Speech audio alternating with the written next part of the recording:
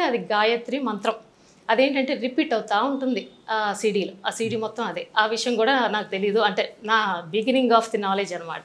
So మళ్ళీ తిరిగి America వెళ్ళిన తర్వాత ఆ సీడీ పెట్టుకొని యోగా చేస్తూ ఉండేదాన్ని. యోగా అయిన తర్వాత కూర్చోవడం, బోర్డ్స్ చూడడం. ఇది నా దినచర్య. అంతే తప్పించి ఏమీ లేదు. అప్పుడప్పుడు పెద్దక్క అమెరికాలోనే ఉండేది. తనతో మాట్లాడేదాన్ని. అలా అలా మరి ఆ గాయత్రి మంత్రం నన్ను మార్చిందా? అమ్మ వల్ల అయిన ఎక్స్‌పీరియన్స్ వల్ల నా మనసు మారిందా? ఏంటన్నది నాకు తెలీదండి. ఒక మిరకిల్‌లాగా జరిగిపోయింది. అసలకి ఒక థాట్ లేదు. ఆ థాట్ లేకపోయేసరికి మన బాడీ ఎలా ఉంటుందంటే అసలు నేను ఉన్నానా? లేనా? ఎందుకంటే మన థాట్ మనకు బతికిస్తది. బ్రెయిన్‌లో వచ్చే థాట్స్ ఇప్పుడు నేను ఇది చెయ్యాలి. ఇప్పుడు నాకు ఆకలేస్తుంది, ఇది తినాలి అని ఏదో ఒకటి మనం ఎంకరేజింగ్‌గా ఆ పని చేస్తాం. థాట్‌లెస్‌గా ఉన్నాను కదా! నాకు అసలు ఏమీ తెలియట్లేదు.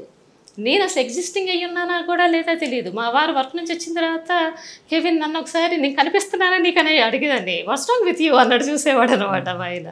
సో అలా స్టేజ్‌కెళ్ళి చిన్న చిన్నగా ఏదో ఒకటి చేయాలి. కొత్తగా ఏమన్నా నేర్చుకోవాలి నేను. ఎందుకంటే బ్రెయిన్ ఎంప్టీ అయిపోయింది నాకు. సో ఏమన్నా కొత్త స్కిల్ చేయాలి అన్న ఉద్దేశంతో ఏం చేయాలి అనుకున్న టైంలో మినియాపోలిస్‌లో మా అక్క ఉంది కదా! తను చెప్పింది. ఒక ఆవిడొచ్చారు పత్రిజీ గారి శిష్యురాలు పద్మా గారని. ఆవిడ మెడిటేషన్ నేర్పిస్తున్నారు. నువ్వు చేస్తావా? మేము చేస్తున్నాము. బావుంది అందరికీ అని చెప్పింది. అది ఇంట్రెస్ట్ వచ్చింది.